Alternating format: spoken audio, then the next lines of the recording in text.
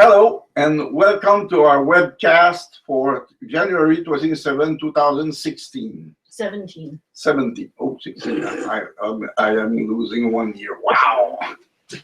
Okay, sorry.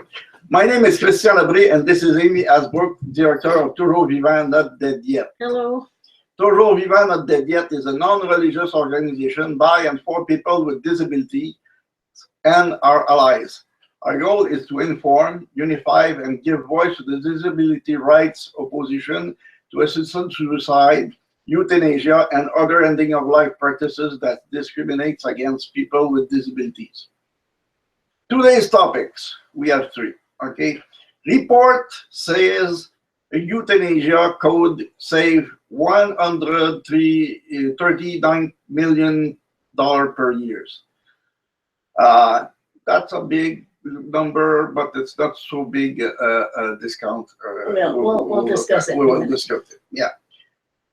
Second subject: studies began on broadening euthanasia in Canada. The third one is Mary kills people, makes flawed hero of a dead doctor. Death doctor, not dead doctor. Yeah, but anyway, sorry. Report says, sorry for my English, I'm okay. not my native language, okay? Okay. I try my best, but my best is what it is. Okay. Okay, the first item is report says euthanasia could save $139 million per year. Two researchers from the University of Calgary have written a report in which they state that assisted suicide and euthanasia could save the healthcare system $139 million per year, over and above what it costs to administer the program.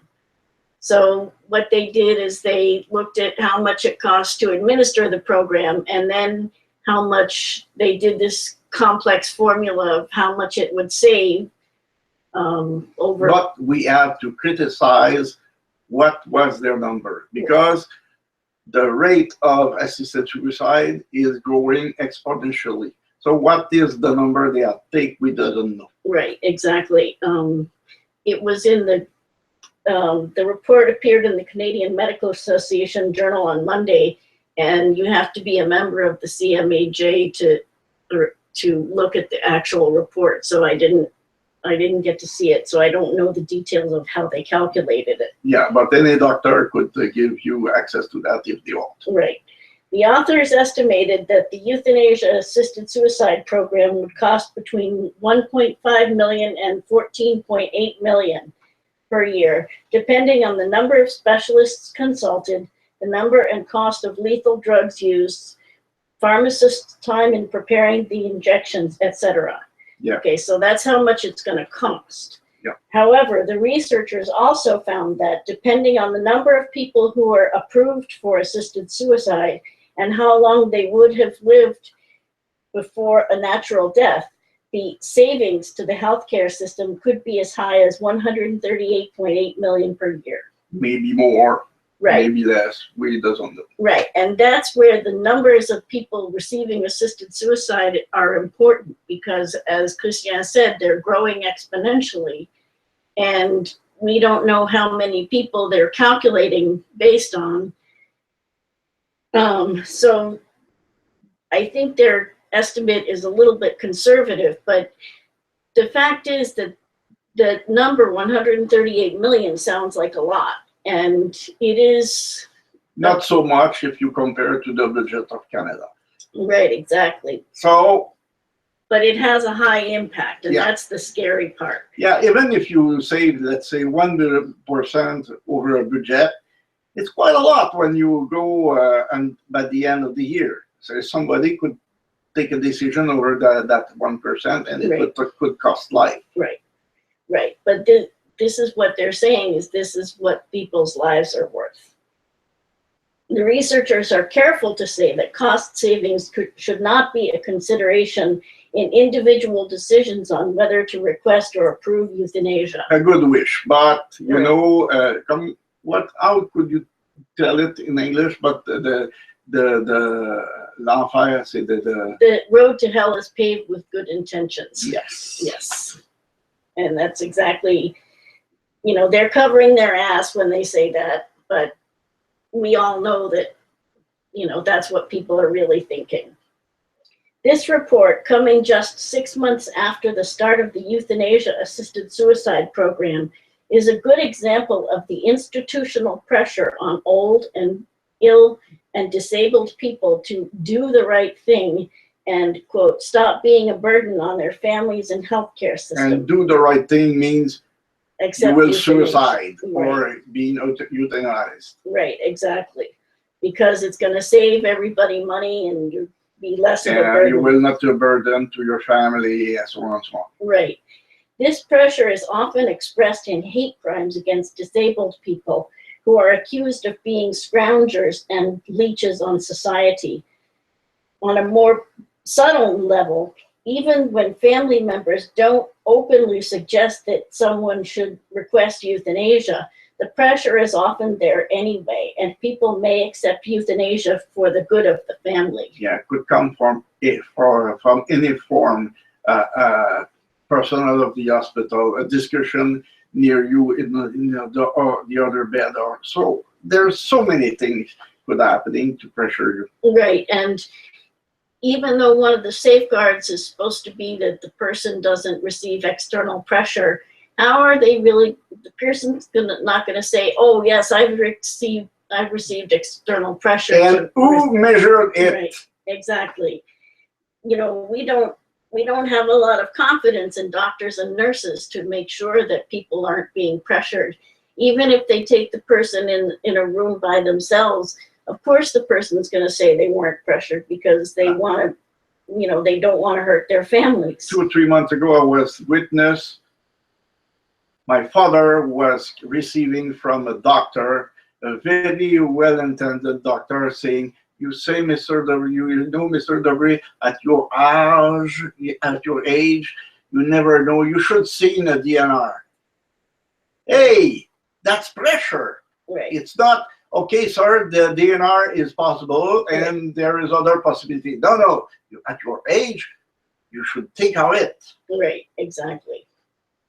The researchers' protests to the contrary. Everyone knows that cost will enter the assisted suicide euthanasia decision on both the individual and institutional level. This report tells us just how much. So, you know, it's pretty bold of them so quickly into the program to come up with this number.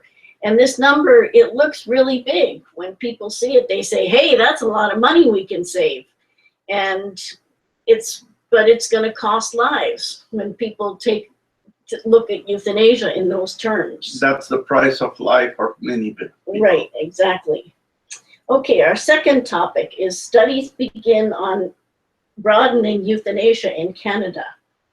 The Council of Canadian Academics, CCA Board of Governors, has approved a request by the Minister of Health, Jane Philpott, and Minister of Justice and Attorney General of Canada, Jody Wilson-Raybould, to undertake independent reviews related to medical assistance in dying. And there were several topics that came up in the passage of the bill that they decided they wanted to review externally, and so that process last month. Yeah, and it was included in the law. Right. That we have to look at something. Yeah. Those things. The CCA will examine 3 types of responses to assisted suicide and euthanasia that were identified.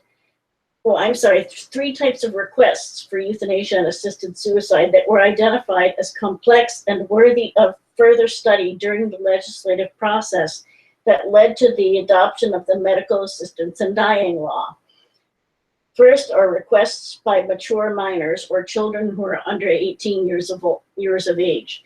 And that's significant because in most aspects of law, children under 18 years of age are considered exactly that, children, and aren't considered capable of having the maturity to make decisions. Like in criminal law, they're considered less culpable than adults. Yeah, under 18, you are a child. Right, exactly. In criminal law. And it's very, very, very few often that a child is judged as an adult. It's very, very few. Right.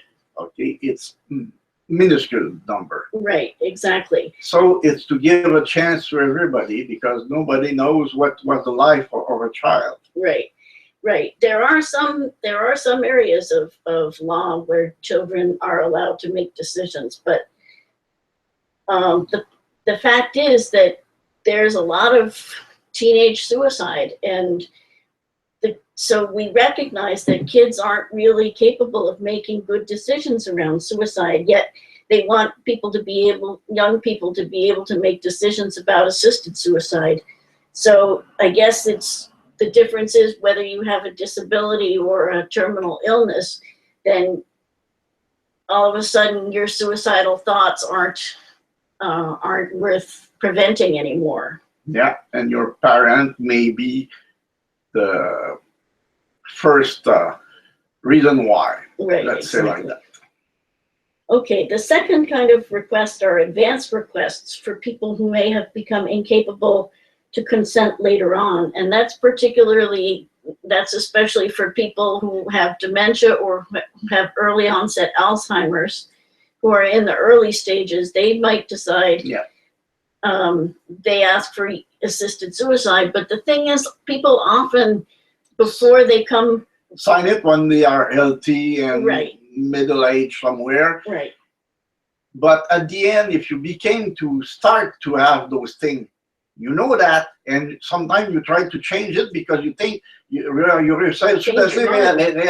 that it's not so bad, so you change your mind, but it's too late. You have already signed it, and you are not able to change it back because you are already Alzheimer or dementia. You're considered incapable, and so you're might dead. give you a hard time from changing your mind. So that's the problem. People don't know how they're going to react. They think they'll react in a certain way, but they often change their minds. Most people at the end say, no, I don't want to die. They say that before, I want to die, I suffer too much, or things like that, okay? And at the end, when it's very close, they say, no, I don't want to die. Right. Most people are really like that. Right. But at the end, it doesn't want to die, but that with this love, you will die, whatever you say. Right, right. Because it's when you're determined to be incompetent, you really lose control. And the final kind of requests are requests where mental illness is the sole underlying medical condition. And that shouldn't be allowed because the law as it stands says that people's deaths have to be reasonably foreseeable. And if mental illness is the only underlying condition, then their deaths wouldn't be reasonably foreseeable. But they want to make this exception for people who have a mental illness. And a little bit trouble is that our law is a copy of the Belgian one. And in Belgium, they start to kill people like that. Right. Even if it's forgiven. Right, exactly. And traditionally, people with mental illness who have said that they wanted to die were treated with suicide prevention services. But now it's been changing, and psychiatrists over in Belgium and the Netherlands have been saying, "Oh, sure, you can go ahead and kill yourself. Go. We'll do it for you." Yeah, it's a services. Right, even for people who usually would get mental health treatment. Expert panelists will be recruited to conduct the studies. They will gather information from peer-reviewed literature, international and national organizations like us. Where they will recruit it. Right. We have here one of the most knowledge people about the subject in Canada. Right, okay. But they're going to recruit it from universities. Because they want academics who have. And you are against. That's the wrong thing that you could do to go to this panel, okay? She's the best, one of the best, maybe not the best, but one of the best. Probably in the top 10 and quite sure in the top 5 people in Canada. And probably she will not be asked to go to this committee. Right, but we will make sure to contribute, make our contribution to this as a national organization. They'll also take contributions from healthcare providers, stakeholders, and other groups, and then they'll come up with recommendations. You said provider? Yeah. Yeah, it's very powerful. They have money, Right. and they want to keep it like that. Right, exactly. They're definitely going to have their say, and we don't know how balanced the committee will be. Oftentimes, these committees are very unbalanced in favor of assisted suicide. Normally, it should be maybe a third, a third, a third. A third for, a third who doesn't really know, they have to look at, and a third against. But that will not be like that. It will be probably 80 in favor and 20% plus or minus, I doesn't know, and one people to be the service one who is again. Right. Yeah. Generally, they'll have one or two people who oppose assisted suicide. Just to look good. Right. Just to make themselves look good. Each expert panel will produce a peer-reviewed report, which is due to be completed by the end of next year, late in 2018. With not based to any number except the number of death. Right. Okay, no information at all. We just discuss.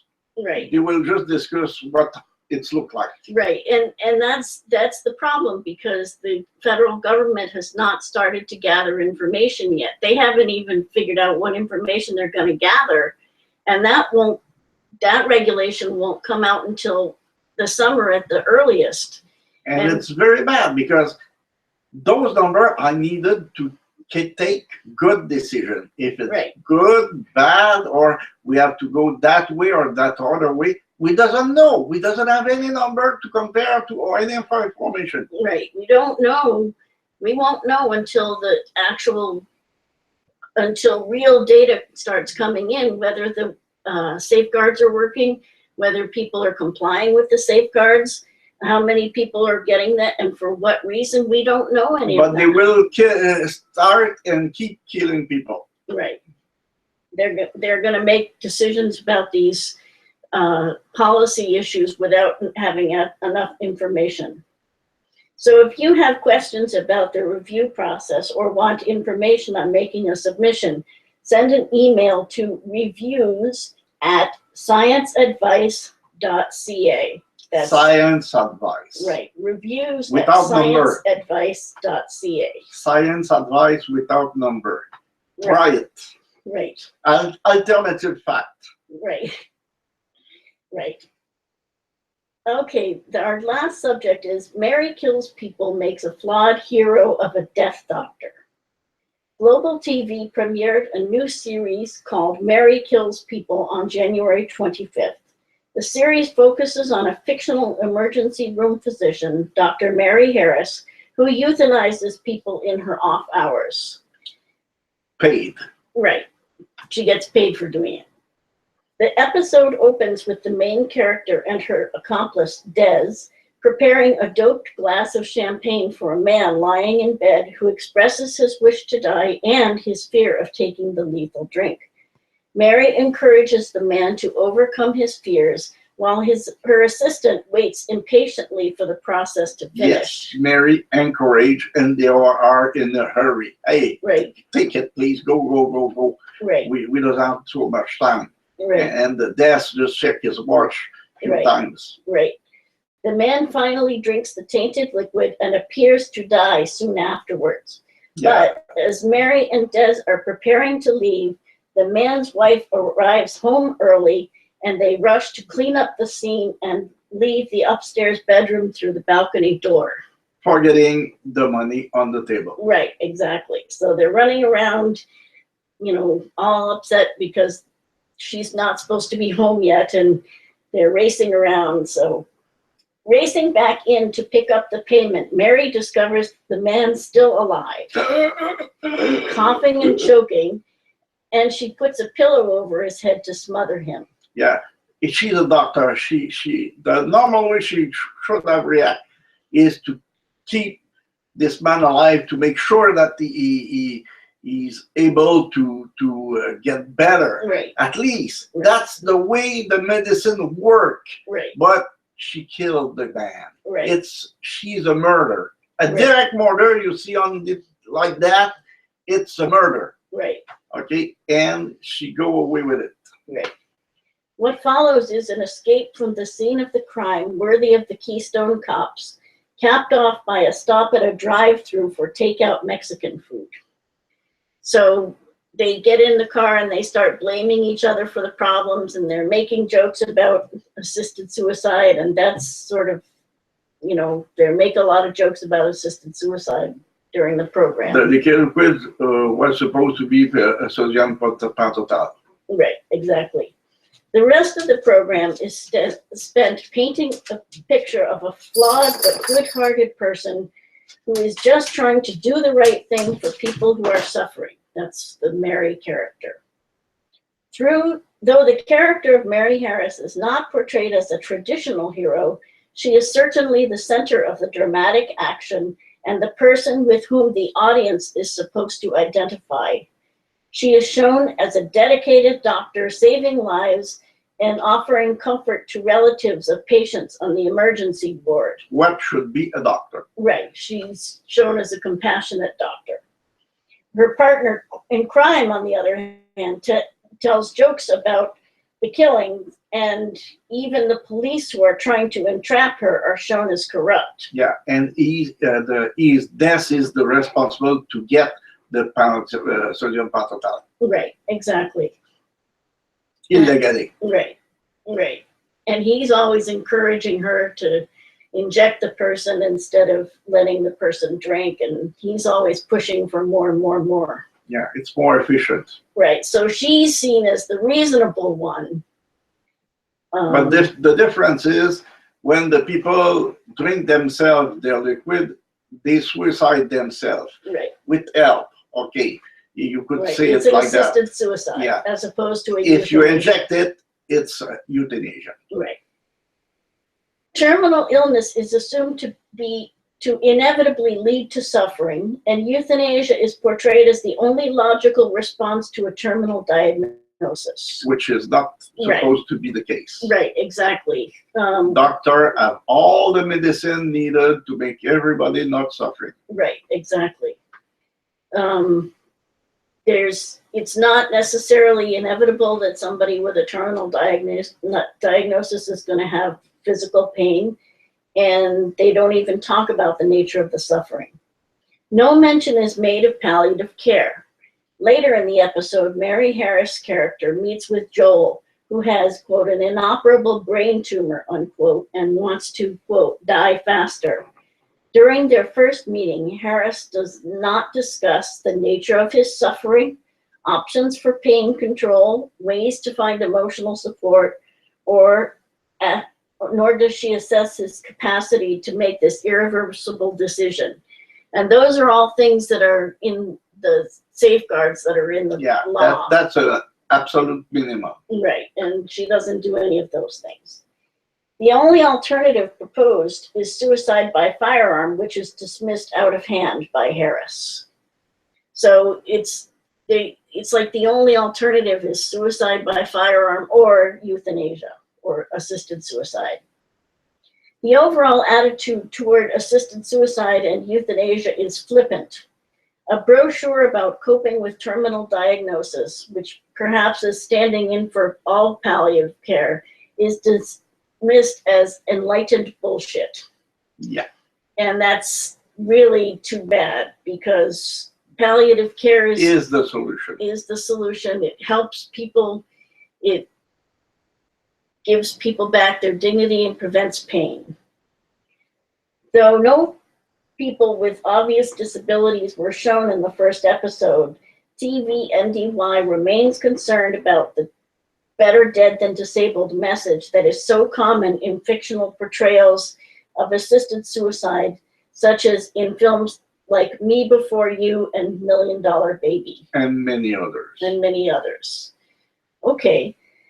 We are kind of forgetting the real value. Remember that at the end of the World War, we was fighting against that, okay?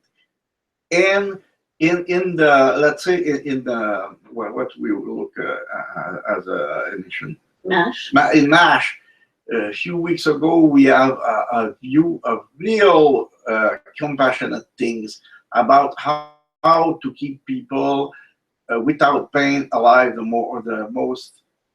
Okay, that's the real value of a neat people. Right. But right now we change completely our view from this real compassionate to another kind of compassion, which is kill people who are not productive for the society. Right.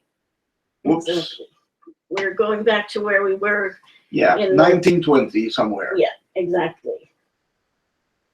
Reasons to oppose the legalization of assisted suicide and euthanasia. Here are just a few. First, because it's unnecessary. Because everyone already has the option to commit suicide or to refuse medical care and have palliative sedation on demand. Yeah, if you really, really, really, really want to die, nobody could stop you to Right. suicide yourself, Right. whatever is your condition. Right. If you are a mind, you could suicide. Right. We doesn't wish to. But Right. you could. And you can refuse medical care. Nobody's forcing people to take treatment they don't want. And if, you know, palliative care is available to ease the pain of the dying process, that's an option that everybody has. Yes. Without any assisted suicide law. Also, it's discriminatory because while people without disabilities receive suicide prevention services, if they express a wish to die, people Yeah, with next week disabilities. it will be the suicide of the week of prevention of suicide. Right. Let's see. Well, people without disabilities receive suicide prevention services if they express a wish to die. People with disabilities will be encouraged and assisted to kill themselves. And And why? that's discrimination. Why people with disability, the suicide of those one is different from people who doesn't have. Right. Just tell me. If you could tell, you would discriminate people. Right. And, you know, all people who are, or virtually all people who have a terminal diagnosis also have a disability. So that's why it's such a big issue for people with disabilities. It's also that many people with disabilities are asking for assisted suicide, even if their death isn't reasonably foreseeable. Also, choice is an illusion because the choice to die cannot be free as long as people with disabilities don't have the choice of where and how to live.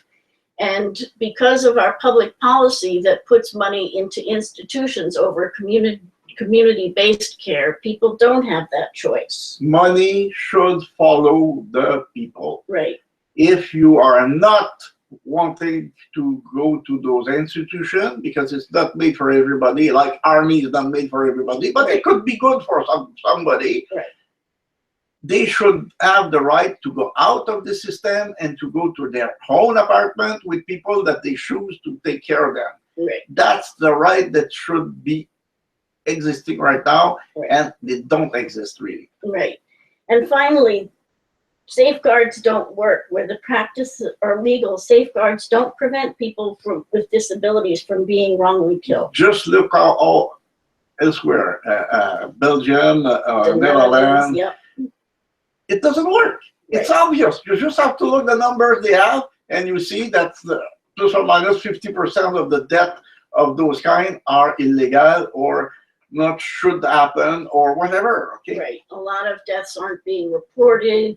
There are all kinds of problems with enforcement of the safeguards there. And once we get, if we get enough information, we'll be able to find.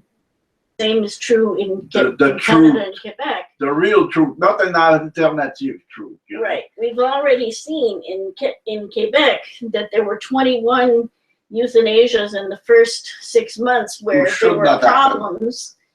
Where there were problems, 3 of which the people were ineligible, and that's a problem. Right. That's a problem. And those kind of numbers are unacceptable because in matter of life or death, it should be 0. Not Right. 3, not 21, 0. Right. Okay, if you have questions about any of the material that we covered today, you can go to our Facebook page at facebook.com/toujours vivant, not dead yet. You can also visit our website at tvndy.ca. You can email us at info@tv-ndy.ca, or you can follow us on Twitter at TVNDY. Thanks to Christian for helping out. Thank you, Amy. And thanks to you for being there. We will see you next time. Next time is the next week, and it's the week of prevention of suicide. Right. Bye. Bye.